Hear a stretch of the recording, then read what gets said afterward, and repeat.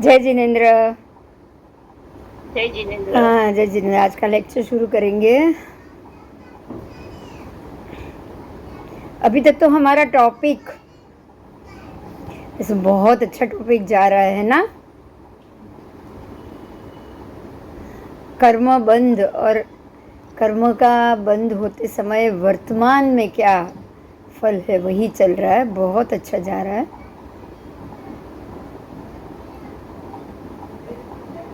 हमारा अपक्रमण और उपक्रम का टॉपिक चल रहा था, बराबर। आत्मा उपक्रम कब करता है और अपक्रमण कब करता है। परमात्मा को प्रश्न किया है गौतम स्वामी ने, किस अपेक्षा से कहा जा रहा है नारकी तिर्यक योनि के जीव, मनुष्य अथवा देव ने जो किया हुआ पाप कर्म हो उसका वेदन किए बगैर मोक्ष नहीं होता है। परमात्मा ने इसका जवाब दिया है, हाँ, दो प्रकार के कर्म होते हैं, प्रदेश कर्म और अनुभाग कर्म। जो प्रदेश कर्म है उसका नियमतः वेदन होता है और जो अनुभाग कर्म है उसमें से किसी का वेदन होता है, किसी का वेदन नहीं होता है। देखो, ये जो हमने लास्ट क्लास में जो चीज़ सीखी थी कि प्रदेश कर्म और अनुभाग कर्म कर्म के दो प्रकार बता दिए भगवान ने। जो भी पर्याप्ति है, पर्याप्ति को भोगे बगैर हमारा छुटकारा नहीं होता है। आयुष्य जैसा कर्म हम उसको निधत निकाचित बोलते हैं, बराबर। हाँ या ना? बराबर। हाँ, तो जो प्रदेश कर्म है वो है कि उसका नियमतः वेदन होता है। इसका वेदन करना ही पड़ता है, उसका भोग करना ही पड़ता है। उसको बिना वेदन किए, बिना भोग किए जीव का मोक्ष नहीं हो सकता। और जो अनुभाग कर्म है, अनुभाग कर्म है उसमें से किसी का वेदन होता है, किसी का नहीं होता है। ऐसा भी नहीं कि अनुभाग का होता ही नहीं, ठीक है। अनुभाग में से वही कर्म आपके ऊपर से जो निकल सकते हैं जो निधत और निकाचित ना हो, बराबर। ये बात समझ में आई?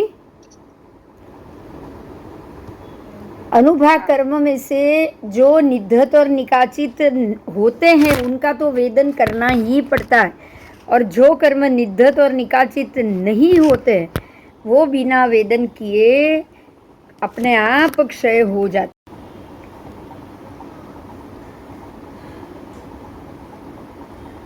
अर्हत के द्वारा ज्ञात है, श्रुत है और विज्ञात है। ये जीव इस कर्म का अभी उपगमिक वेदना यानी कि स्वीकृत वेदना द्वारा वेदन करेगा, और ये जीव इस कर्म का औपक्रमिक प्रयत्नकृत वेदना द्वारा वेदन करेगा। ये कर्म को पता है, यहाँ ये ध्यान दिया है। देखो, हम नहीं जानते, लेकिन कर्म जो कंडीशन में बंधा हुआ है उसको पता है कि ये स्वीकृत वेदना द्वारा होगा या प्रयत्नकृत वेदना द्वारा होगा। दो प्रकार का वेदन होता है। एक है स्वीकृत वेदन, औपक्रमिकी, जिसको उपक्रम लगेगा, प्रयत्नकृत, जिसको आपको उपक्रम लगाना पड़ेगा, उदीर्ण करके उसको भोगना पड़ेगा, और अभ्युपगम यानी कि स्वीकृत वेदना। आपने उसको स्वीकार कर लिया है, अब ये वेदन होगा और धीरे धीरे ये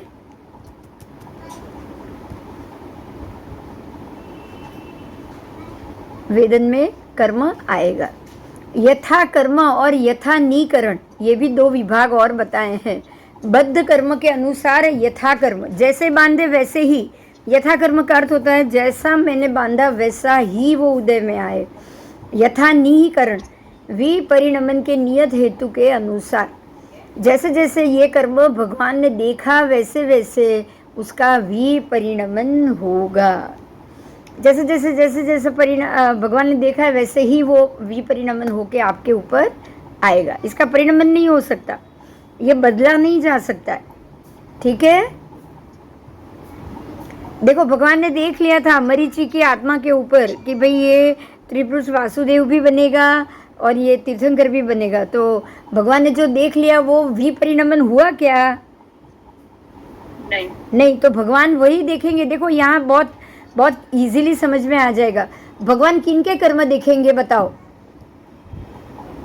जिनके सम्यक दर्शन हो चुका है और जिनकी भव गिनती हो चुकी है उनके ही देखेंगे ना हाँ और बताएंगे, क्योंकि ये कर्म में विपरिणमन नहीं है, परिणाम बदलने वाला नहीं है, राइट। राइट लेकिन जिसमें परिणाम बदलने वाला है वो भगवान देख के भी नहीं मतलब देख कर भी वो चेंज हो सकता है, इसीलिए नहीं बताएंगे, राइट। राइट जिनके परिणाम, ये बहुत ध्यान देना है, अगर अभी लगे भगवान को कि ये जीव तीसरी नारकी में जाने वाला है और भगवान ने बता दिया कि भाई ये तो तीसरी नारकी में जाने वाला है मर के, और बाकी के समय में अगर उसने और सातवीं नारकी तक के कर्म बांध दिए तो भगवान की बात झूठ साबित होगी कि नहीं।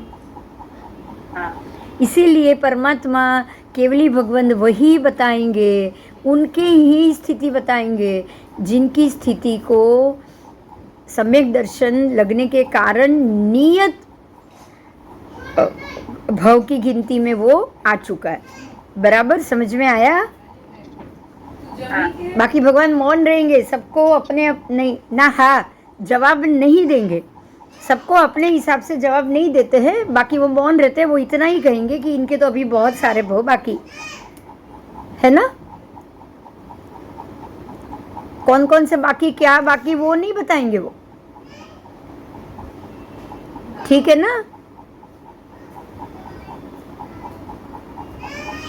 इस अपेक्षा से ये कहा जा रहा है कि नारकी तिर्यंश मनुष्य और देव के योनि में जो किया हुआ पाप कर्म है उसका वेदन किए बगैर मोक्ष संभव नहीं। बराबर। बराबर। हाँ। अब और एक क्वेश्चन कि क्या परमाणु अनंत अतीत काल में भी शाश्वत था, मतलब अतीत काल में भी था, अनंत अतीत काल में भी था, आज भी वर्तमान में भी, आने वाले अतीत समय में भी रहेगा, क्या ऐसा कहा जा सकता है। तो हाँ, भगवान कह रहे कि परमाणु अनंत और अतीत काल में शाश्वत था, ऐसा कहा जा सकता है। वो शाश्वत ही रहता है, वर्तमान काल में भी शाश्वत रहता है और आने वाले अनागत काल में भी शाश्वत रहता है। तो इसका मतलब ये जीव द्रव्य नहीं है, ये अजीव द्रव्य है। बराबर। बराबर। अजीव द्रव्य होने के कारण अब इसको बार बार जन्म नहीं लेना है। ये इसके अंदर जीव नहीं है, तो जिसके अंदर जीव नहीं है तो उसकी तो करुणा करने की भी जरूरत नहीं पड़ेगी। नहीं। हाँ, जीव है तो आएगा करुणा भाव कि भाई ये जीव है, अनंत काल तक यहाँ रहेगा, कब मोक्ष होगा। लेकिन ये तो अजीव द्रव्य है। बराबर। बराबर। हाँ, तो इस तरह से परमाणु अनंत काल में भी था, पहले भी था, अनागत में भी था, अतीत में भी था, अनागत में भी शाश्वत ही रहेगा, हमेशा के लिए रहेगा। परमाणु के बाद स्कंद की बात की है। स्कंद, परमाणु, दो परमाणु इकट्ठे होकर स्कंद बनता है ना, तो अब स्कंद भी अनंत काल तक रहने वाला है, शाश्वत है, क्योंकि दो परमाणु इकट्ठे हुए तो वो भी रहेंगे ना। ठीक है। अब उसके बाद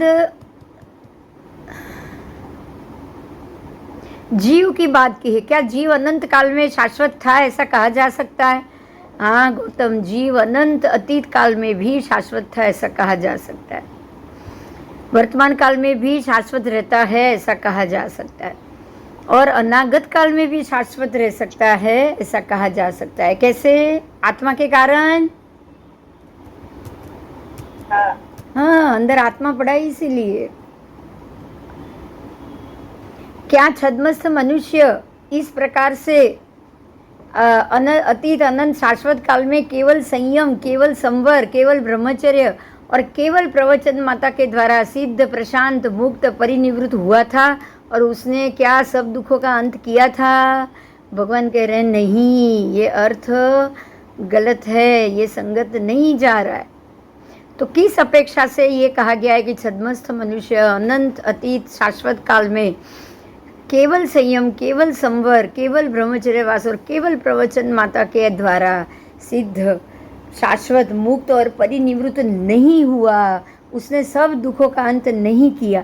देखिए यहाँ बहुत इम्पोर्टेंट पॉइंट आया है। आप केवल संवर करो, केवल संयम लो, केवल ब्रह्मचर्य वास करो और केवल प्रवचन माता, अष्ट प्रवचन माता द्वारा चारित्र का पालन करो, तो उससे सिद्ध प्रशांत मुक्त परिनिवृत्त नहीं हो सकते हैं, सर्व दुखों का अंत नहीं हो सकता है। बोलो, कोई बताएगा कैसे? कैसे? आप खाली संयम का पालन करो, संवर करो, ब्रह्मचर्य वास करो, प्रवचन माता का चारित्र का पालन करो, उससे सिद्ध भगवान आप सिद्ध कैसे हो सकते हो? जबकि आपको वहाँ ये संसार की तरफ का अभिगम कम ही नहीं हुआ हो। बताओ, ये हो सकता है ना? दो चीज, आप ब्रह्मचर्यवास में रहो, संवर करो, दीक्षा ले ली तो संवर आ गया, संयम भी आ गया, अष्टप्रवचन माता भी आ गई, दीक्षा लेने से तीनों चीज आ जाएगी, बराबर? ब्रह्मचर्यवास भी आ जाएगा। लेकिन अंदर पड़ा है, आपके अंदर अभवी जीव है, वो ऐसा कर सकता है, वो 9.5 पूर्व का ज्ञान ले सकता है, चारित्र ले सकता है, सब कुछ ले सकता है, लेकिन दीक्षा जाने की तो इच्छा ही नहीं है, मोक्ष जाने की तो इच्छा ही नहीं है। तो क्या इतना करने से मोक्ष होगा? नहीं होगा, नहीं होगा। ठीक है,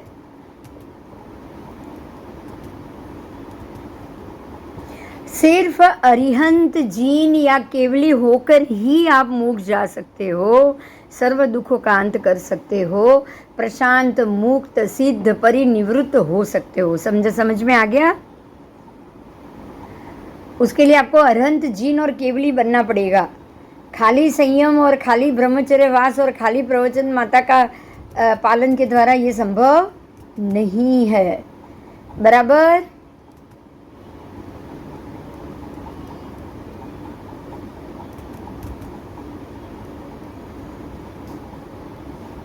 क्या केवली मनुष्य ने इस अतीत अनंत शाश्वत काल में सिद्ध प्रशांत मुक्त परिनिवृत्त हुआ था? उसने क्या सब दुखों का अंत किया था?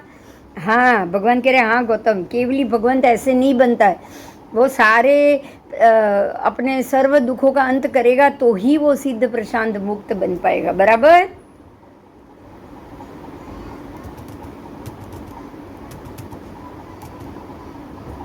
उसने भूतकाल में ये सब कम किया था कि नहीं?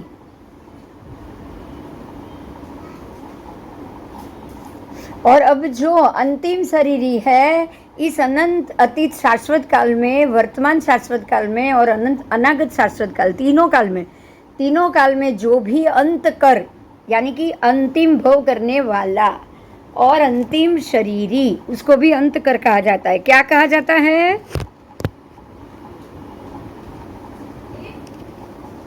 अंत करने वाला। सब दुखों का अंत किया था, करते हैं और करेंगे।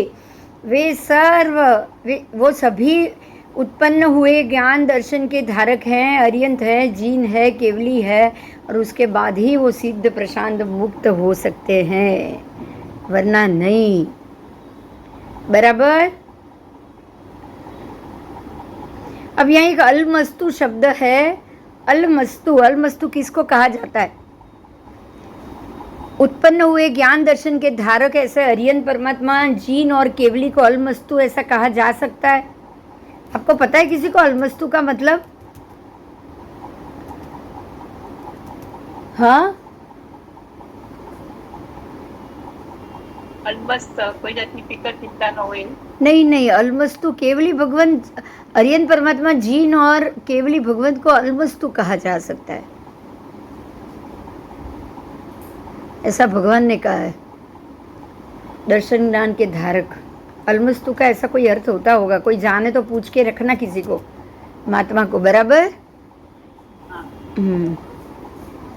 चलो, अब ये आपका मोक्ष जाने का जो हम क्या क्या उसमें चाहिए, आपकी स्थिति कैसी होनी चाहिए, ये पूरा चैप्टर खत्म हुआ, कर्म का भी खत्म हुआ। आपको समझ में आ गया? कोई प्रश्न है? बताओ।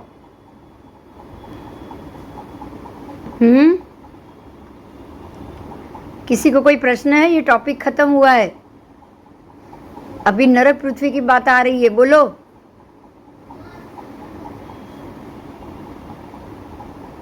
आगे जाऊं?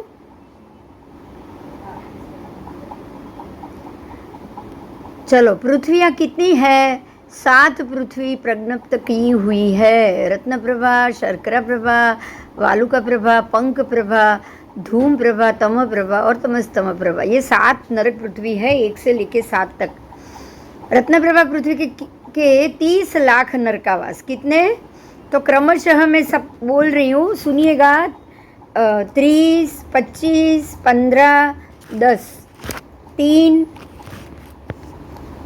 लाख, ये टोटल यहाँ तक लाख की गिनती है। फिर से बोल रही हूँ, 30 लाख, 25 लाख, 15 लाख, 10 लाख, 3 लाख। ये 5 के छठी नारकी के 99,995, 99,000, 99,000 और 995। और 7वां जो नारकी है वो 5 अनुत्तर नरकावास। इतने नरकावास प्रत्येक नरक में पड़े हुए। असुर कुमारों के कितने लाख आवास? अब धीरे धीरे आपको रत्न प्रभा नारकी और इसके ऊपर जो असुर कुमार के जो भवन है पहली ही नारकी में, उसकी चर्चा हो रही है, भूगोल की चर्चा हो रही है। समझ में आ रहा है?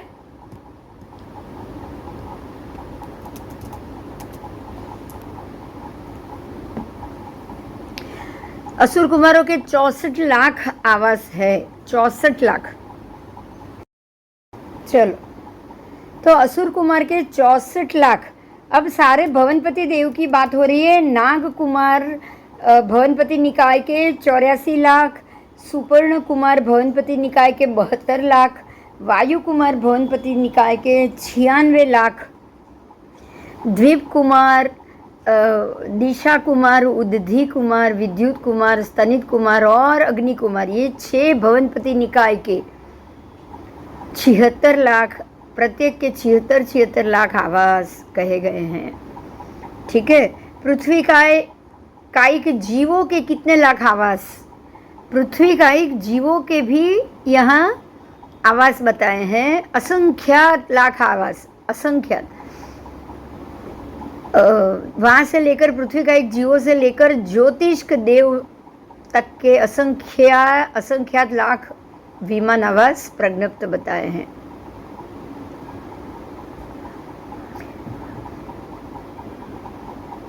सौधर्म कल्प में कितने लाख आवास? देखिए यहाँ पे आपको पृथ्वी का एक जीवों के असंख्यात लाख आवास क्यों कहा? कुछ समझ में आया? पृथ्वी का एक जीव वहां पे कैसे रहेंगे बताओ? क्या वहां पे वनस्पति है नरक गति में? पृथ्वी का अपकाय है? नहीं। हाँ, तो पृथ्वी का एक जीवों के आवास असंख्यात लाख आवास कैसे बताए? एक जोड़ा कुंडी में ऐसा करते नहीं, क्यों पता है? सारी नारकी है तो एकेंद्रीय जीव ना, पृथ्वी के रत्न का ही है ना। हाँ। देखो रत्न प्रभा में भी पृथ्वी का ही आया क्या? अब रत्न प्रभा, पंख प्रभा, धूम प्रभा, पंख प्रभा भी कीचड़ी हुआ, पृथ्वी का ही हुआ ना। हाँ।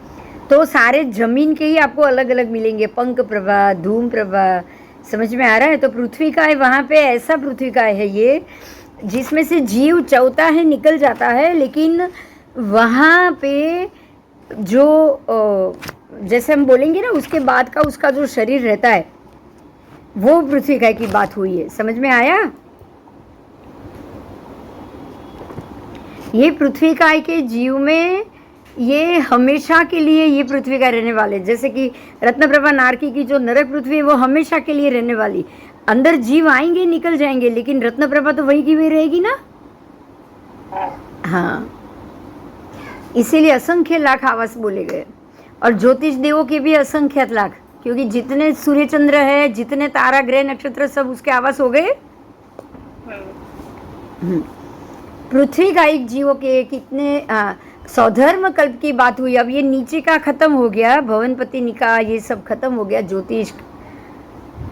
अब ऊपर जाना है। सौधर्म कल्प के कितने लाख विमान आवास? उसमें 32 लाख। सौधर्म में 32 लाख, ईशान में 28 लाख। देखो ये बहुत समझने वाली बात है, यहाँ आपका वो मुद्दा क्लियर हो रहा है। पता है आपको, आपने किसी ने देखा है सौधर्म और ईशान दोनों एक ही फ्लोर पे बताए गए, एक उत्तर में एक दक्षिण में, बराबर? अब देखो यहाँ पे तो विमान भी कम है, तो स्वधर्म नीचे हुआ, ईशान उसके ऊपर ही हुआ कि नहीं? हाँ बाजू बाजू में नहीं है, ये कंफर्म? कंफर्म। क्योंकि स्वधर्म के 32 लाख है, तो एक देवलोक के ऊपर जो दूसरा देवलोक आएगा उसमें कम विमान ही होंगे, उससे ऊपर और कम, उससे ऊपर और कम। क्लियर हो रहा है?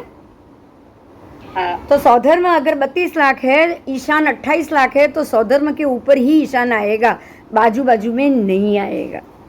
ठीक है? तो एक रज्जू का सौधर्म हुआ, एक रज्जू का ईशान हुआ। हुआ कि नहीं हुआ? हुआ। उसके बाद सनत कुमार में 12 लाख, माहेंद्र में 8 लाख, ब्रह्म में 4 लाख, लांतक में 50,000, शुक्र में 40,000, सहस्त्रार में 6,000 विमान है। तो इस प्रकार से शुक्र सहस्त्रार तक ये हुआ। आनत प्राणत में 400 और आरण अच्युत में 300 विमान। आओ,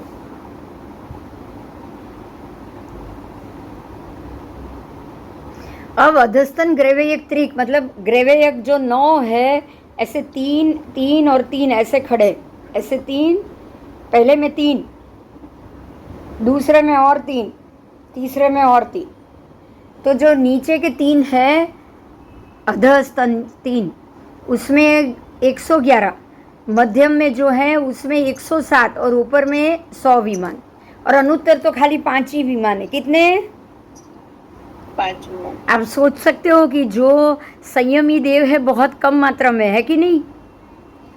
हाँ जैसे जैसे आप ऊपर जाओ, संयमी है, ये सारे सम्यक दर्शन वाले हैं, एकाध भव में मोक्ष जाने वाले हैं, तो इनकी तो मात्रा बहुत कम मिलेगी। बराबर?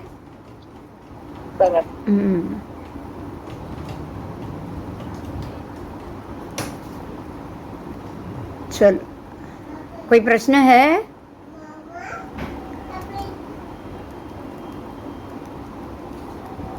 इस रत्न प्रभा पृथ्वी की वापस बात की है। 30 लाख नरकावास में से प्रत्येक नरकावास में रहने वाले नारक के जीवों की स्थिति, मतलब उनके कितनी स्थिति है, उनकी आयु कितनी है।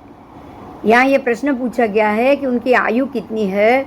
परमात्मा कह रहे कि हे गौतम, उनकी स्थिति और उनके स्थान असंख्य अलग अलग है, सबकी अलग अलग है। ऐसा नहीं कि ये सब पहली नारकी में आए सबके सब जघन्य 10,000 सबको है, लेकिन उत्कृष्ट सबकी अलग अलग। बराबर? हाँ, जघन्य स्थिति, एक समय अधिक जघन्य, 2 समय अधिक जघन्य, 3 समय अधिक जघन्य, करते करते उत्कृष्ट तक। जघन्य 10,000 सबकी एक ही समान। 10,000 से कम तो किसी को बाहर निकलना ही नहीं, जो भी अंदर गया 10,000 वर्ष के लिए तो गया ही गया, पर उत्कृष्ट सबकी अलग अलग। रत्नप्रभा पृथ्वी के ये नरकावास में वर्तमान जो नारकी के जीव है, वो क्या क्रोध युक्त, मान युक्त, माया युक्त या लोभ युक्त है? बोलो, 4 में से कैसे होंगे वो? माया युक्त। सब होंगे, सबके सब। क्रोध, मान, माया और लोभ, क्योंकि अनंतानुबंधी कषाय के उदय से ही जीव नरक में जाता है। मालूम है ना? है ना?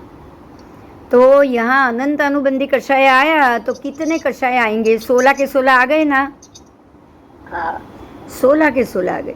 और इसके यहाँ बहुत सारे भांगे बताए हैं, मैं आपको वो बोल रही हूँ, वो सुनो। 27 प्रकार के यहाँ उनके भांगे बताए हैं। पहला है क्रोधोपयुक्त, दूसरा है क्रोधयुक्त और एक मानोपयुक्त, तीसरा है क्रोधोपयुक्त अथवा मानोपयुक्त, चौथा है क्रोधोपयुक्त अथवा एक मायोपयुक्त, अथवा क्रोधोपयुक्त अथवा एक मायोपयुक्त, ये है 5वां। छठा है क्रोधोपयुक्त लोभोपयुक्त, 7वां है क्रोध उपयुक्त लोभ उपयुक्त, 8वां है क्रोध उपयुक्त, एक मान उपयुक्त, एक माया उपयुक्त। मतलब क्रोध मान माया 3। देखो सबको मल्टीपल कर रहे हैं, बराबर समझ में आ रहा है? हाँ पहले खाली क्रोध, फिर क्रोध मान, फिर क्रोध मान माया, हो रहा है ना? हो रहा है कि नहीं? हो रहा है। 8वां है क्रोधोपयुक्त, मानोपयुक्त, एक मायोपयुक्त। 9वां है क्रोधोपयुक्त, मानोपयुक्त, एक मानोपयुक्त और माया उपयुक्त। 10वां है क्रोध उपयुक्त, मान उपयुक्त और एक माया उपयुक्त। समझ में आ रहा है? क्रोध मान ज्यादा है तो माया एक है, जहाँ क्रोध माया ज्यादा है तो मान एक है, और मान और माया ज्यादा है तो क्रोध एक है। तो हर एक की तरतमता अलग हुई। 11वां है क्रोधोपयुक्त, मानोपयुक्त, मायापयुक्त। 12वां है क्रोधोपयुक्त, एक मानोपयुक्त, एक लोभोपयुक्त। 13वां मैं ऐसे बोल नहीं रही हूँ, सबके सब चलेगा, क्योंकि क्रोध मान माया को ही मल्टीपल किया हुआ है। बराबर? समझ में आ रहा है? हाँ हाँ। तो 27 प्रकार के भांगे यहाँ बताए गए हैं, जिसमें क्रोध, मान, माया और लोभ चारों उपर्युक्त होना, चारों का एक के अंदर एक सम्मिलित होना, और चारों की तरतमता में हर एक की अलग अलग तरतमता, चारों की अलग अलग तो हर एक की अलग अलग। तो जब 4 मिलेंगे तो कुल 80 भांगे बनेंगे। कितना? 80 भागे 80 भांगा बनेगा 4 जब मिलेंगे तब। तो इस प्रकार से 80 प्रकार से क्रोध, मान, माया और लोभ के युक्त जीव नरक गति में होते हैं। और ये असंख्य समय अधिक जघन्य स्थिति वाले भी होते हैं, और असंख्य समय अधिक विवक्षित नरकावास के प्रायोग्य उत्कृष्ट स्थिति वाले नारकी के जीवों के 27 भांगे। देखो यहाँ अलग किया है, जो उत्कृष्ट स्थिति वाले हैं उनके खाली 27 भांगे, क्योंकि उनमें एक क्रोध एक मान तो होगा ही नहीं ना। समझ में आ रहा है? देखो जो जघन्य वाले हैं वो उनके 80 अलग अलग विभाजन है। क्यों? जघन्य वाले में तो खाली क्रोध भी हो सकता है, खाली मान भी हो सकता है, खाली माया भी हो सकता है। होता है कि नहीं होगा? बोलो। होगा। और जो उत्कृष्ट है, जो बहुत ज़्यादा क्रोधी, बहुत ज़्यादा मानी, बहुत ज़्यादा माई, बहुत ज़्यादा लोभी, उनके तो भांगे कम हो जाएंगे ना। 27 ही होंगे ना, चारों का इकट्ठा होगा वही आएंगे। बराबर? उनमें चारों के चारों भरे हुए, उनमें ऐसा नहीं है कि एक ही है या दो ही है, क्रोध है और माया ही है, मान लोभ नहीं है, ऐसा नहीं होता है उत्कृष्ट स्थिति वालों में। बराबर? बराबर। तो अब रत्न प्रभा में जाना पड़ा तो कैसा होके जाना है बताओ? चलो बहुत क्लियर हो गया आज। 80 भांगे में जाना है या 27 भांगे में जाना है? 27। क्यों? भांगा कम है इसलिए?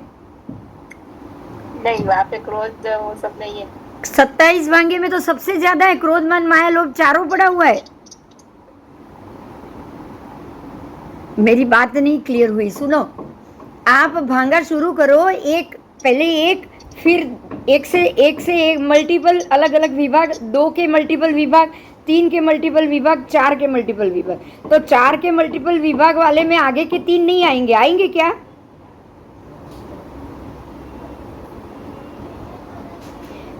एक से मल्टीपल, 2 से मल्टीपल, 3 से मल्टीपल है ना, वो सारे जघन्य में जाएंगे। तो भांगे 80 ज्यादा हो गए ना, 3 का भांगा हुआ तो। हाँ। तो 80 भांगे किसके हुए? थोड़े कम दोषी के या ज्यादा दोषी के? कम दोषी। तो आपको किस में जाना है? कम दोषी में जाना है या 27 वाले ज्यादा दोषी में जाना है? कम दोषी। हाँ, तो आप 27 में जाएंगे या 80 में जाएंगे? 80 में। हाँ, हम तो ये सोच रहे हैं 80 जितना भांगा कौन ले, 27 वाला कम ज्यादा अच्छा, यही सोचते हैं ना, है ना? हाँ, 27 में तो जीव, क्रोध, मान, माया, लोभ चारों भर के अनंतानु बना हुआ है। देखो आज आपको पहली ही नारकी में स्थिति अलग हो गई, सम्यक दर्शी की स्थिति अलग हो गई, और अनंतानु के उदय की स्थिति अलग हो गई। आज आपको ये 2 भी अलग बताया। कुछ समझ में आया? पहले ये बताओ। चल, बहुत अच्छा टॉपिक जा रहा है आपका। आप नारकी में तो गए हुए बहुत सारे 30 लाख नरकावास, लेकिन सभी नरकावास में से कुछ नरकावास में सम्यक दृष्टि जीव भी है, जो 80 भांगे वाले होकर बैठे हुए, उसमें 80 प्रकार के अलग अलग जीव है। कोई खाली क्रोध वाला है, कोई खाली मान लेकर गया है, कोई खाली माया लेके गया है, कोई खाली लोभ लेके गया। क्लियर हो रही है मेरी बात? सबको एक कैटेगरी में नहीं रखा है ना? हाँ। और जो अनंतानु के उदय वाले हैं ना, उनको तो क्रोध मान माया लोभ चारों का उदय होगा। जो मिथ्यात्वी है उनको तो चारों का उदय होगा। मिथ्यात्वी होकर जो गए हैं या जो मिथ्यात्वी ही है हमेशा के लिए और गए हैं, वो तो 27 भांगे में ही जाएंगे, क्योंकि चारों क्रोध मान माया लोभ चारों लेके जाएंगे। तो बहुत ही ज़्यादा कषाई जीव होते हैं जो ये उत्कृष्ट स्थिति में रहेंगे, और उत्कृष्ट स्थिति वाले नारकी के खाली 27 भांगे। बराबर? क्लियर? अब उनकी अवगाहना बताई है, तो अवगाहना कितनी है? उनके असंख्यात अवगाहना यहाँ सबकी अलग अलग है। जगन्य की अलग है और उत्कृष्ट की अलग है, और मध्यम में तो असंख्यात आ जाएंगे ना। हाँ, तो अवगाहना भी यहाँ अलग अलग है।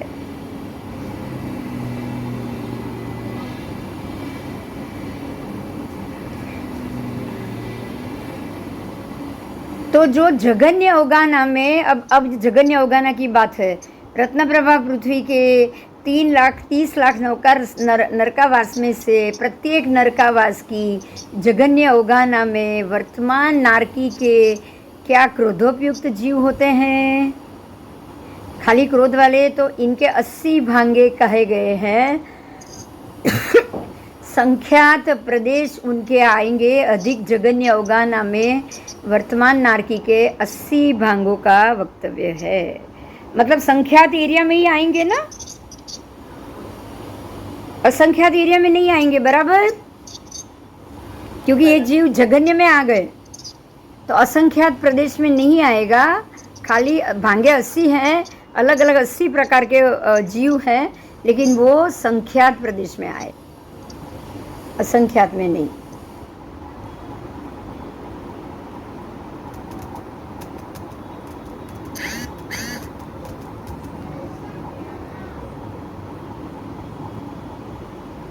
आओ आगे।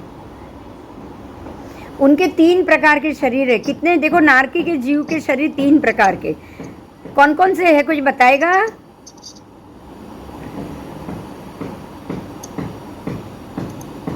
शरीर के कितने प्रकार?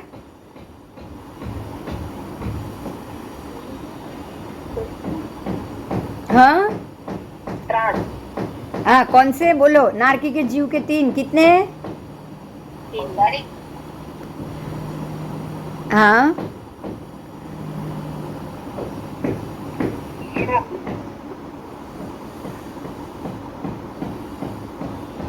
वो तो आप 5 प्रकार बोल रहे हो। औदारिक शरीर, उसके बाद आहारक, तेजस, कार्मण। औदारिक, आहारक, औदारिक, वैक्रिय, आहारक, तेजस और कार्मण, ऐसे 5 लाइन से याद रखोगे। बराबर?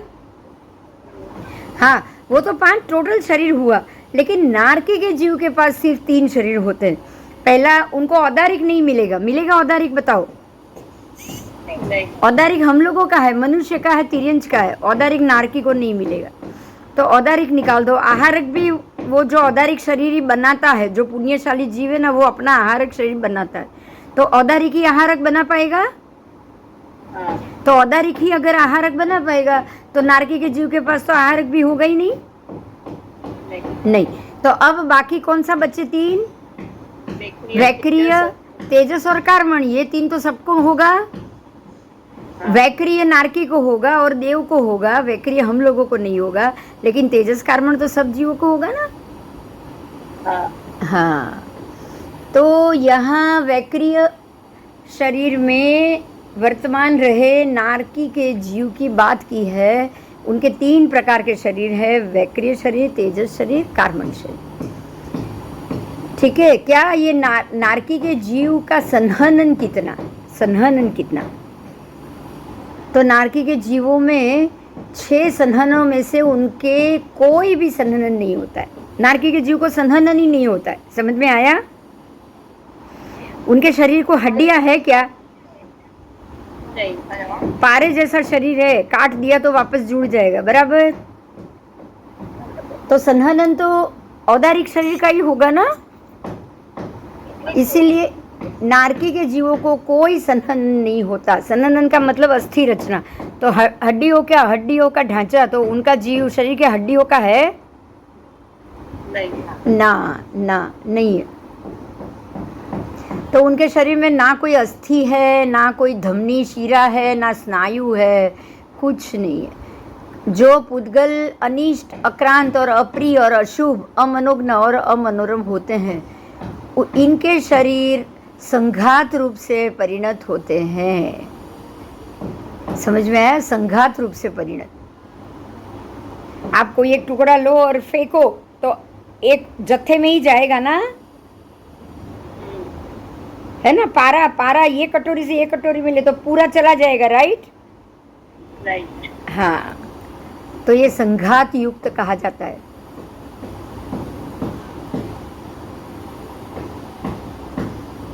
और ये कैसा पुद्गल है, देखो ध्यान से सुनो, ये कैसा पुद्गल है? अनिष्ट। कैसा है? अनिष्ट, पसंद ही ना है, ऐसा बिल्कुल अच्छा ही ना लगे आपको। आप एक नारकी का जीव दूसरे नारकी के शरीर को देखेगा तो बोलेगा अरे ये कितना गंदा आदमी। वो खुद भी गंदा है, अपने आप को तो वो देख नहीं पाएगा ना। नहीं। हाँ, इसलिए ये अनिष्ट है, अनिष्ट, ना इच्छने वाला है, कोई इच्छा ही नहीं करेगा कि ऐसा शरीर मिले। उसके बाद है अक्रांत, अकांत, कांतिवान तो है ही नहीं। कांत यानी कि तेजस्वी, एकदम अच्छा सा सुंदर दिखे, तो ये क्या कांत है? नहीं, अकांत है, अप्रिय है, कोई पसंद भी नहीं करता है उनको। फिर अशुभ है, अशुभ मतलब अंदर से लोई परु निकले, उसी में ये खदबद कीड़े हो और उसी के अंदर खाए पिए। आप जैसे विष्ठा में कीड़े देखते हो कि नहीं? कभी किसी ने देखा है क्या? संडास के अंदर ही ईयल या कीड़ा चलता है, देखा है किसी ने? तो आप सोचो, आप ऐसा ही सोचो कि संडास के अंदर अगर कीड़ा पड़ा है तो वो संडास के अंदर ही रहकर खदबद हो रहा है ना। तो ऐसे ही नारकी के जीव, उनका शरीर मांस, लोई परु, दूसरे नारकी के और अपने ही शरीर के लोई परु निकलते हुए हर जगह से खरोचा हुआ शरीर होता है, हर जगह से खून वून सब लथपथ बाहर आता है, और उसी के अंदर ये पड़े हुए हिलते डुलते नारकी के जीव है। बोलो अच्छा लगेगा किसी को भी? नहीं। वो जीव को भी अच्छा नहीं लगेगा, लगेगा? बताओ। नहीं। इसीलिए अशुभ बोला है, अमनोज्ञ, मन बिल्कुल मन दुखी मन वाला। अमनोज्ञ का मतलब क्या? दुखी मन, खुश रह ही नहीं सकते, एक सेकंड के लिए भी सुख नहीं मिलता उनको। और अमनोरम मतलब ना खुद खुश रहते ना किसी और को खुश रख सकते, दो में से कुछ नहीं, बराबर? और इनके शरीर संघात रूप में परिणत होते हैं। संघात, आप एक टुकड़ा करो, टुकड़ा हो गया दो अलग अलग, वापस दोनों को रखो तो संघातन हो जाएगा, जुड़ जाए। ऐसा शरीर तोड़ने से, काटने से, 1000 टुकड़े करने से भी वो जीव मरता नहीं है। सोचो। अब रत्नप्रभा नारकी में से 6 संहनन, 6 होते हैं ना संगयन, उसमें से ये जीव संहनन वाले नहीं, असंहनन वाले कहे जाते हैं। कैसे? असंघयणी, इनका नाम ही है असंघयणी। आओ, इस रत्नप्रभा पृथ्वी से लेकर नारकी के सभी नारकों तक उनके शरीर के संस्थान की बात पूछी है।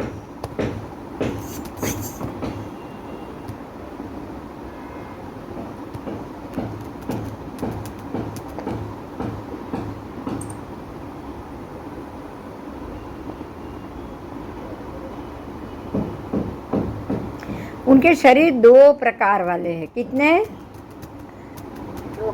2 प्रकार शरीर है। एक है भवधारिणी, एक है उत्तर वैखरी।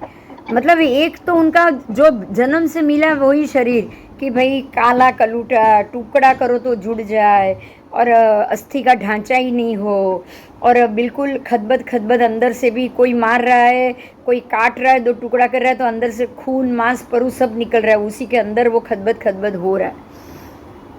तो ये हो गया भव धारणीय शरीर। कौन सा हुआ? जो भव धारण किया, जो नारकी के कुंभी में जो शरीर लेकर गए वहां उसकी जो दुर्दशा हुई वो भव धारणीय, बराबर। और दूसरा है उत्तर वैक्रिय शरीर। जो भवधारणीय शरीर है वो हुंड संस्थान वाले ही प्रज्ञप्त है, अंतिम संस्थान वाला, हुंडक संस्थान वाला, उसके जैसा। ऐसे तो एक भी संस्थान नहीं बोला है, लेकिन नारकी के जीवों का शरीर हुंडक संस्थान जैसा है। कैसा? हाँ, छठा संगण, छेवट्ठू, लास्ट वाला।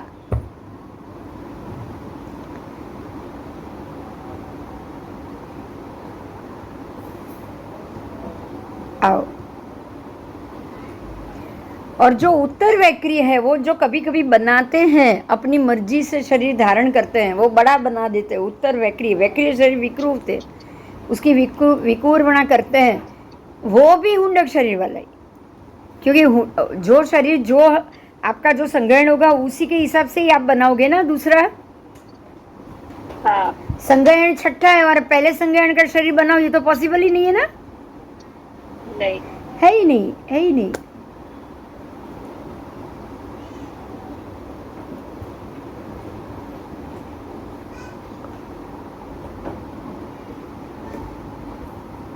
तो इनको छठा संग्रहण, अंतिम संग्रहण बोला है। अब इनकी लेश्या कितनी होती है? तो एक कापोत लेश्या, खाली रत्न प्रभा नारकी में कृष्ण नील तो होती ही नहीं, खाली कापोत लेश्या। कौन सी? कापोत या कृष्ण नील नहीं होती है पहली नरक में। पहली नरक में कापोत लेश्या। अब समझ में आया, इसलिए भांगे कम है। अगर कृष्ण और नील लेशा वाले होते तो भांगा ज्यादा होता ना। हाँ।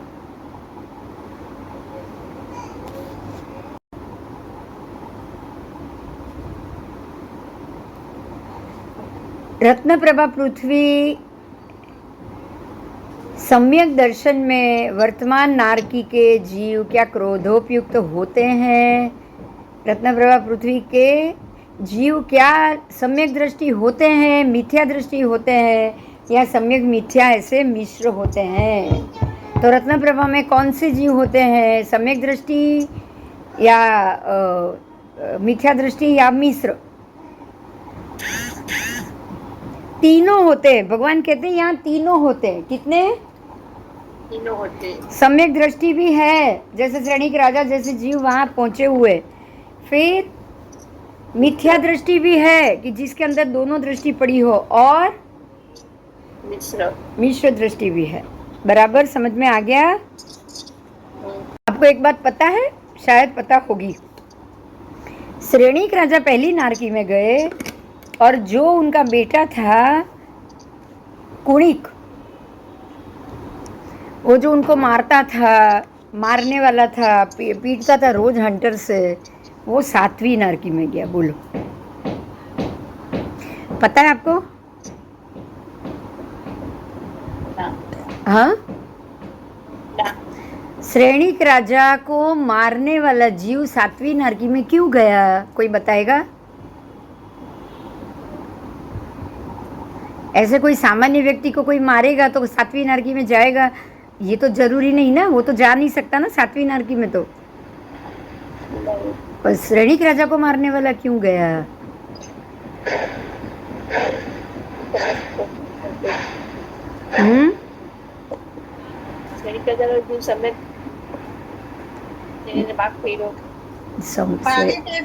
हाँ, બરાબર. ભાવિ તીર્થંકરને આશાત ના કરો તો ક્યાં જશો? તીર્થંકરના જીવની આશાત ના કરી, એમણે શું કર્યું?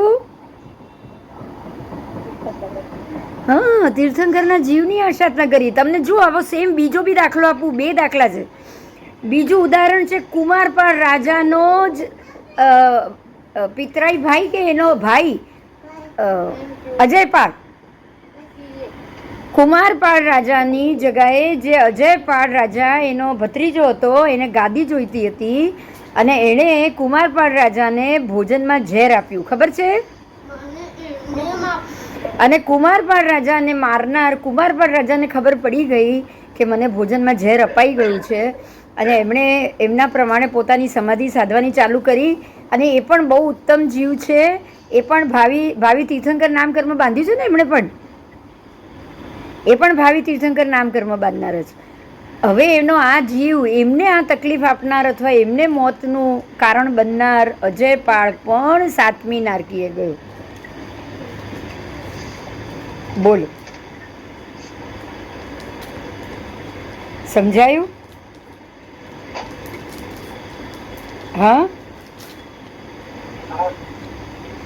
એટલે આપણે આ વસ્તુ જરૂર શીખવાની કે તીર્થંકર પરમાત્માના જીવને અથવા તીર્થંકર પરમાત્મા, તો તીર્થંકર પરમાત્મા હતા બી નહીં. આપણે ઘણીવાર કોઈ જીવને અત્યારના દુભાવી અને એ જો તીર્થંકરનો જીવ નીકળ્યો આપણને ખબર પણ છે. બોલો, તીર્થંકર પરમાત્મા ભાવમાં દેખાય અને તમે એની હિલના ના કરો, પણ કોઈ પણ જીવની હિલના કરો છો, એ वो जीव अगर भावी तीर्थंकर निकले तो आप 7वीं नरकी में ही जाओगे, इतना ध्यान दीजिएगा. हमको नहीं पता है कि सामने वाला जीव तीर्थंकर का है कि नहीं, बराबर? और अगर हमने किसी को ऐसा परेशान कर लिया और मान लो कि वो भावी तीर्थंकर का जीव है, तो आपकी क्या गति होगी? समझ में आ रहे हैं? बात समझ में आ रही है? हाँ, इसीलिए भगवान को या भगवान होने वाले जीव को जो भी दुभाएगा, जो भी तकलीफ देगा, मृत्यु देगा या कुछ भी देगा, तो वो अवश्य 7वीं नारकी में जाएगा. बराबर? क्योंकि पहली नारकी में तो कापोत लेशिया ही है, आगे की अशुभ लेशिया ही नहीं, अशुभ लेशिया ही नहीं है यहाँ. और यहाँ तीनों प्रकार के जीव है, सम्यक दृष्टि भी है, मिथ्या दृष्टि भी है और मिश्र दृष्टि भी, तीनों प्रकार. आओ, सम्यक दर्शन में वर्तमान नारकी के क्रोधोपयुक्त जीव होते हैं. सम्यक दर्शन जो रत्न प्रभा नारकी में जो सम्यक दर्शनी जीव है, उनमें 27 भांगे होते हैं. देखो वो बात आ गई जो मैं बोली थी, वो थोड़ी देर पहले बताया था ना मैंने. हाँ, तो भगवान को ये प्रश्न पूछा गौतम स्वामी के, हे भगवान, क्या रत्न प्रभा पृथ्वी से लेके कापोत लेशिया में, रत्न प्रभा पृथ्वी के जीव जो कापोत लेशिया वाले हैं, उसमें वर्तमान नारकी के जीव क्या क्रोध युक्त होते हैं या 27 भांगे वाले होते हैं? तो भगवान ने कह दिया कि जो सम्यक दर्शनी है उसमें से, रत्न प्रभा पृथ्वी में जो सम्यक दर्शनी वर्तमान नारकी के जीव हैं, वो ही क्रोधोपयुक्त होते हैं और वो 27 भांगे वाले होते हैं. तो जो सम्यक दर्शनी जीव है वो 27 भांगे लेकर आएंगे. कितने? 27 भांगे वाले ही होंगे. 80 भांगे वाले सम्यक दर्शन मिश्र और मिथ्यात्व मोहनीय वाले ही होंगे. देखो आज रत्न प्रभा में भी बहुत अच्छे से क्लियर हो गया. हुआ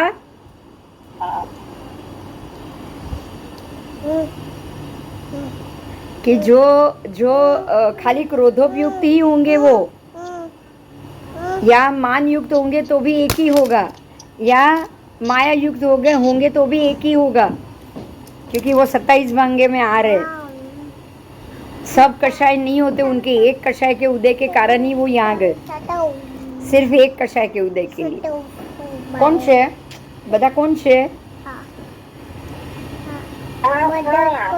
કોણ છે બધા? કોણ છે? જો પોતે બોલે બધા કોણ કોણ છે? બોલો, कौन कौन છો? तो अब ये सम्यक दर्शन की बात हुई कि सम्यक दर्शन वाले जीवों में ही 27 भांगे हैं, बाकी मिश्र और मिथ्यात्वी जीवों में 80 तक भांगे जाएंगे. आओ, क्या ज्ञानी होते हैं? तो भगवान कह रहे कि हे गौतम, वो ज्ञानी भी होते हैं, अज्ञानी भी होते हैं. रत्न प्रभा नारकी में सब जीव होते हैं. ज्ञानी होते हैं, सम्यक दर्शनी है वो तो अवश्य ज्ञानी है, अज्ञानी है वो मिथ्यात्वी है, वो अवश्य अज्ञानी है। और मिश्र वाले में ज्ञान अज्ञान दोनों आ गया, बराबर। सम्यक दृष्टि में 3 ज्ञान है, कितने? और मिथ्या दृष्टि में 3 अज्ञान है। समझ में आ रहा है? हाँ। सम्यक दृष्टि में 3 ज्ञान कौन से? ज्ञान दर्शन चाल ना, मति ज्ञान श्रुत ज्ञान और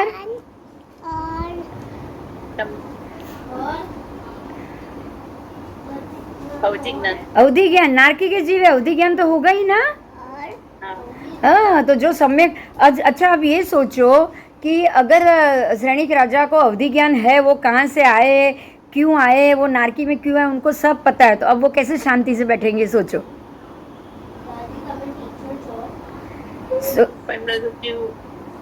अवधि ज्ञान से वो देखेंगे ना कि अगर मैं तो श्रेणिक था, राजा था, मैंने इतने हिरणों को मारा, मैंने शिकार भी किए, भगवान की मेहरबानी थी, मुझे भगवान बहुत अच्छे लगते, ये सारी चीज़ उनको याद आएगी कि नहीं वहाँ बैठे बैठे? तो ये याद आने से ही सम्यक दृष्टि को अपना अवधि ज्ञान होने के कारण वो जान सकते हैं, एरिया जान सकते हैं, देख सकते हैं, दूर तक देख सकते हैं, अपना पूर्व भव जान सकते हैं। यही कारण से उनको क्रोध, मान, माया, लोभ बिल्कुल ज़्यादा प्रमाण में नहीं आता है, बराबर। हाँ, इसीलिए वो कापोद लेशिया में ही रहेंगे, कभी भी अशुभ लेशिया में नहीं जाए। अब समझ में आ रहा है ना? उनको सब पता है, हर एक मिनट में याद आता है, अरे मैं तो श्रेणिक राजा था और अगले भव में तो मैं भगवान होने वाला हूँ, मैं यहाँ कहाँ फंस गया हूँ, शांति से मैं रहता हूँ। बाकी के सारे नरक के जीवों की दया आएगी कि नहीं उनको? आएगी। खुद भगवान है, आने वाले भव में भगवान बनना है, तो अभी तो अंदर करुणा भरी हुई अपने आप होगी, बोलो होगी ना? तो 3 ज्ञान और 3 अज्ञान, मिथ्यात्वी में 3 अज्ञान, कौन सा?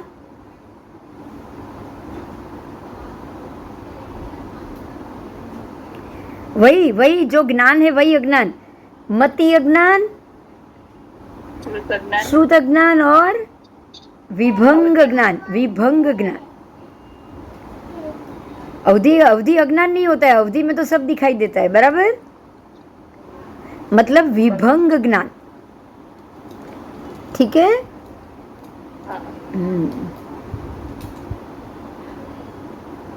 आओ, क्या भगवान से पूछा गया क्या ये मनोयोगी होते हैं, वचन योगी होते हैं या का योगी होते हैं? तो भगवान ने इनको जवाब दिया है गौतम स्वामी को कि ये क्या है। आओ देखते हैं।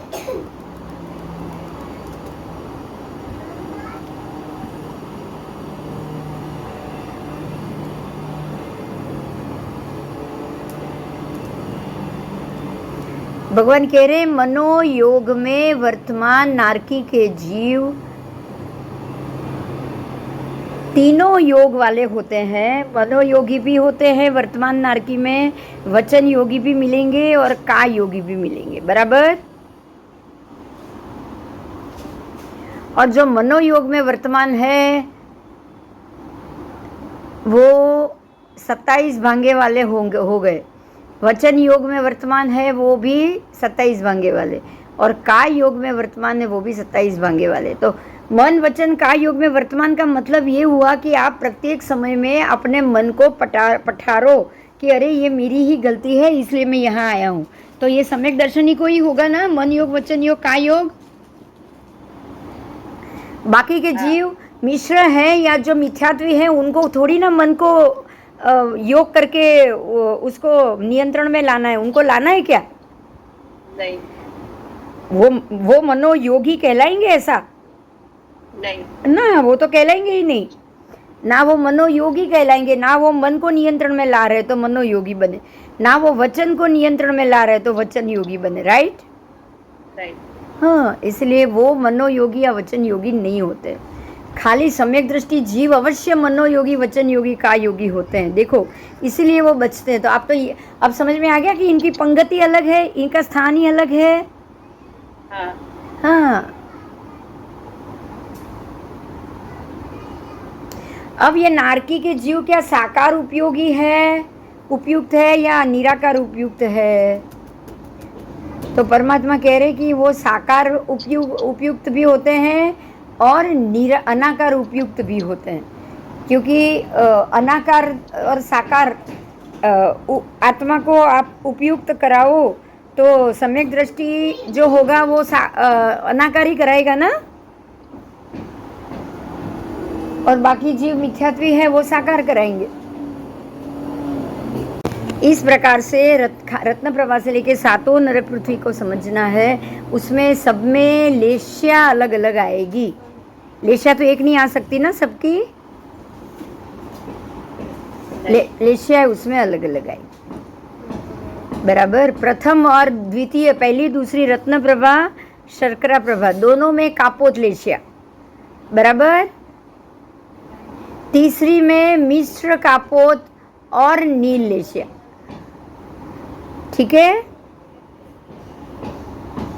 नील लेश्या भी चौथी आ गई है तीसरी पृथ्वी में। तो अभी आप समझ सकते हो जो रावण है ये तीसरी उसमें है, तो वो नील लेश्या में आ रहा है, वो कापोत लेश्या में नहीं आ रहा है। बराबर। मिश्र कापोत है, खाली कापोत नहीं है।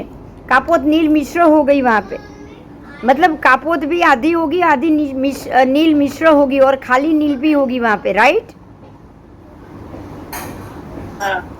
अब आपको समझ में आ रहा है कि जो नरक में सम्यक दर्शन भी आता है ना जाके वापस, वो ये जैसे कृष्ण वासुदेव तीसरी नारकी तक ही आ सकता है, उसके नीचे नहीं आ सकता है। क्लियर हुआ?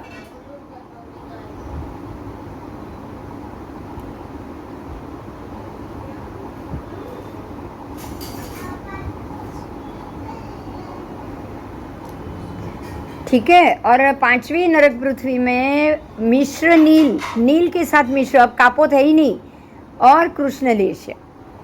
तो नील और कृष्ण पांचवी से शुरू हो चुका है, नील और कृष्ण। और छठे में कृष्ण, सातवें में भी परम कृष्ण। छठे में कृष्ण वो हल्की मात्रा में, सातवें में कृष्ण परम कृष्ण। क्लियर हो गया आपको लेश्या में? हाँ।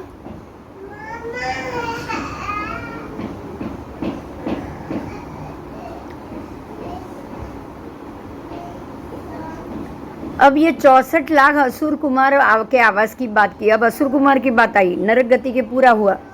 असुर कुमार में रहने वाले असुर कुमार देवों की स्थिति, उनकी आयु बताई है, तो वो है नारकी के समान ही जघन्य, मतलब 10,000 वर्ष। उनकी जघन्य स्थिति 10,000 वर्ष। ठीक है। और सारे असुर कुमार लोभ उपयुक्त होते हैं। कैसे? उसमें लोभ उपयुक्त में और बढ़ेगा, एक मानोपयुक्त अथवा लोभ अथवा माया उपयुक्त, इस प्रकार से उनके भी अलग अलग अलग अलग प्रकार बढ़ते जाएंगे, बढ़ते जाएंगे।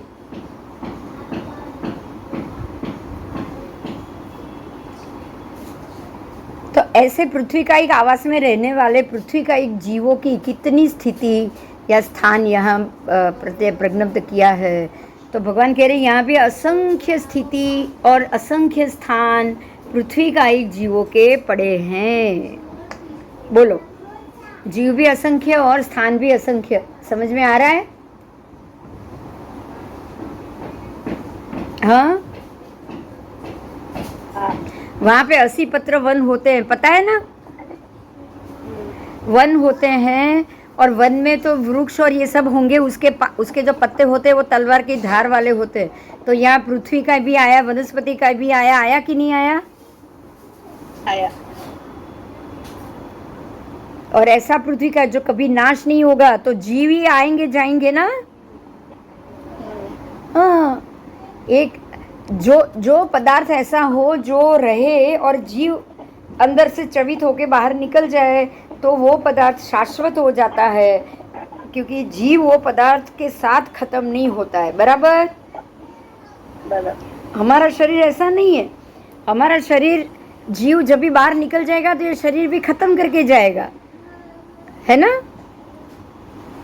हाँ। लेकिन ये सारे पृथ्वी का एक देव योनि के जो जीव हैं, या तिर्यंश योनि के जो जीव हैं, वहाँ से ये जीव बाहर निकल जाते हैं। नरक के, लेकिन जो वस्तु स्थिति है वो वैसी की वैसी मिलेगी, उधर ही पड़ी हुई, बराबर। जैसे सूर्यबीम आपको हमेशा वैसा ही मिलेगा, खाली जीव कुछ चवेंगे और कुछ बाहर निकल जाएंगे, है ना। आओ अब ऐसे ही अपकाय में समझना है।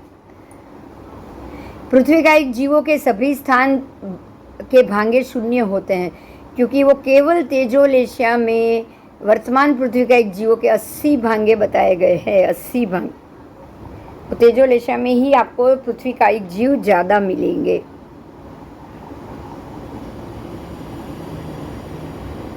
अब अपकायिक की बात की। अपकायिक जीवों में तेजस का एक जीव और वायु का एक जीव, ये सारे अपकाय हो गए। सभी के स्थान भांगे शून्य होते हैं, और वनस्पति काय के जीवों की वक्तव्यता भी पृथ्वी काय के समान ही समझ लेंगे। क्लियर हुआ।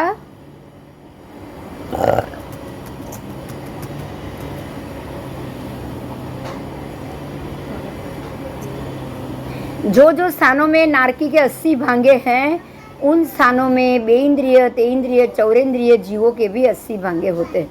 मतलब नारकी के जीवों के 80 भांगे मिले तो आपने क्या क्या मिक्स किया तो मिले, क्रोध, मान, माया, लोभ सब अलग अलग मिक्स किया तभी मिले ना 80। सम्यक दर्शन के साथ ये सब मिक्स किया तो 80 हुए। तो ऐसे ही आपको बेइंद्रिय, तेइंद्रिय, चौरेंद्रिय सब में, उसमें भी चौरेंद्रिय तक 80 भांगे बताए गए। समझ में आया। तिर्यंच और बेइंद्रिय जीव, तेइंद्रिय जीव, चौरेंद्रिय जीव में भी यही क्रोध, मान, माया, लोभ आएगा कि नहीं आएगा। और उसके भी, उनके भी भांगे कितने होंगे? 80। कितने होंगे?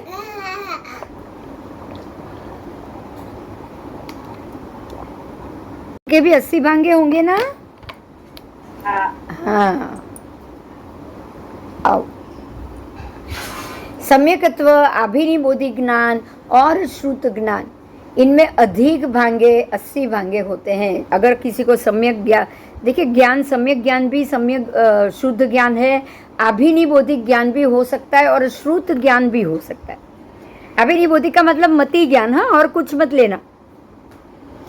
अभिनिबोध मतलब अपने आप बोध होना, होने वाला, तो मति ज्ञान हो गया। और शुद्ध ज्ञान तो पता ही है आपको, सुन के आपको जानकारी मिले, आपने सीखा हो सुन के, वो हुआ शुद्ध ज्ञान।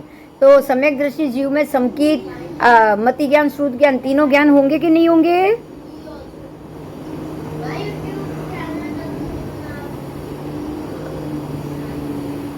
होंगे।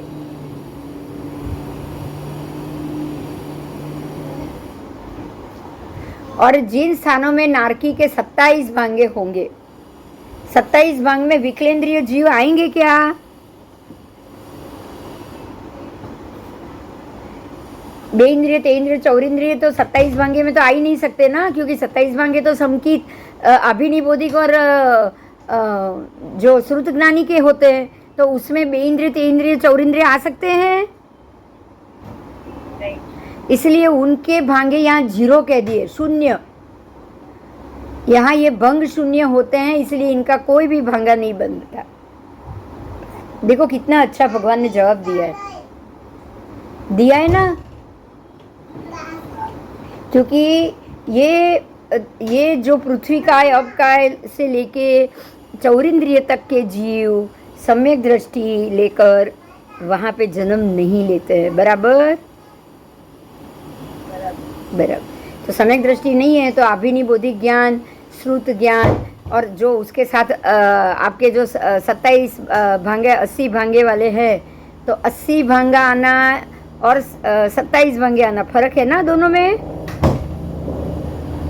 है 80 भांगे में तो सम्यक दर्शन होने के कारण आप 80 भांगे में रहो, 27 भांगे में रहो, पर 80 भांगे में तो मिथ्यात्वी और मिश्र जीव भी आ जाएंगे ना।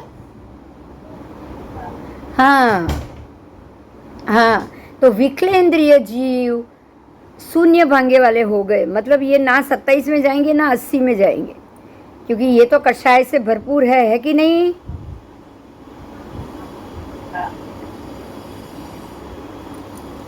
आओ अब मनुष्य की बात की है, मनुष्य का भी इसी प्रकार से देखेंगे। देखो, आपने नारकी का देखा, वनस्पति काय का देखा, तिर्यंज का देखा, और अब मनुष्य का भी देखे, भवनपति का भी देखा ना, भवनपति निकाय के देवों का भी देखा ना। तो अब हम मनुष्य का देख ले। लास्ट में मनुष्य का लास्ट है। मनुष्य के भी 10 द्वार ऐसे ही देखना है कि जो जो जगह पे नारकी के 80 भांगे हुए, वो स्थानों में भी मनुष्य के भी 80 ही भांगे होंगे। मतलब कि अगर सम्यक दृष्टि नारकी है तो 80 भांगे में चला गया, तो सम्यक दृष्टि मनुष्य भी कितने भांगे में जाएगा? 80 में ही जाएगा। वो कभी भी 100 में तो जा ही नहीं सकता ना। अरे 27 में तो वो जा ही नहीं सकता, राइट?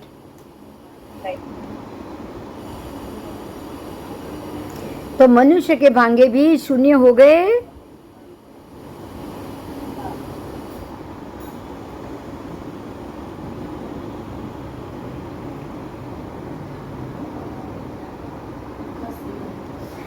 अब मनुष्य की जघन्य स्थिति और आहारक शरीर में भी अधिक भंग, 80 से ज़्यादा भंग होंगे, मिलेंगे ही मिलेंगे। आहारक शरीर बनाने वाले भी 80 भागा वाला होगा। और वाण व्यंतर, ज्योतिष और वैमानिक देव, भवनवासी देवों की तरह ही जानना है। उसमें ये लिए अलग नहीं बताया। आपने जो भवनवासी का जाना वही आप वाण व्यंतर का भी जानोगे, ज्योतिष का भी जानोगे और वैमानिक का भी जानोगे।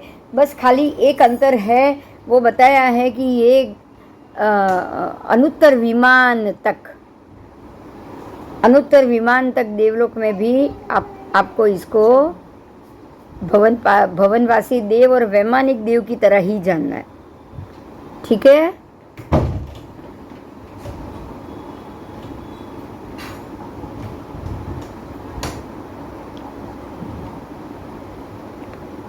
चलो, अभी आपके नारकी के जीवों के भी क्रोध, मान, माया, लोभ युक्त सम्यक दृष्टि के 27 भांगे और मिथ्या दृष्टि के और मिश्र दृष्टि के 80 भांगे, चारों गति में आज आपके कंप्लीट हुए।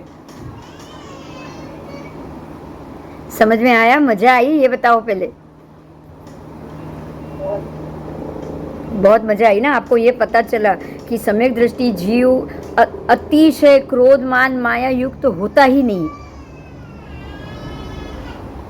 समझ में आया? तो अतिशय क्रोध मान माया युक्त तो होगा ही नहीं, सम्यक दृष्टि युक्त तो होगा ही नहीं। तो कहां से 80 भांगे होंगे? 27 ही होंगे ना? उनके तो भांगे भी नहीं होंगे, 80 में भी कम हो जाएगा, क्योंकि खाली एक क्रोध युक्त गया है, वो तो क्रोध उसका ही भोगेगा। बाकी तो उनके तो 80 में 80 भी नहीं चाहिए, 27 भी नहीं चाहिए। खाली क्रोध से रिलेटेड जो चीज होगी वही होगा। अगर मान है तो खाली मान से रिलेटेड जितने भांगे हुए उतना ही होगा। बराबर? मिश्र और मिथ्यात्वी में ही ये सबसे ज्यादा भंगे, सबसे ज्यादा कनिष्ठता, सबसे उत्कृष्ट आयु सब किस में आएगा? मिथ्यात्वी जीव और मिश्र दृष्टि जीव। बराबर? क्लियर हुआ? चलो, 5 उद्देश्य खत्म हो गया। अब कल 6ठा उद्देश्य करेंगे। अब आपके 5 उद्देश्य खत्म हो गए। कोई प्रश्न है?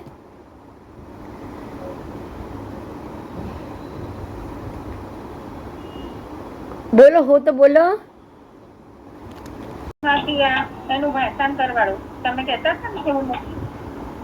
એ મારે આમાં આવે કારણ કે પાના બહુ બધા છે, એક જ ભાગ આવ્યો, મેં ડાઉનલોડ કર્યું છે.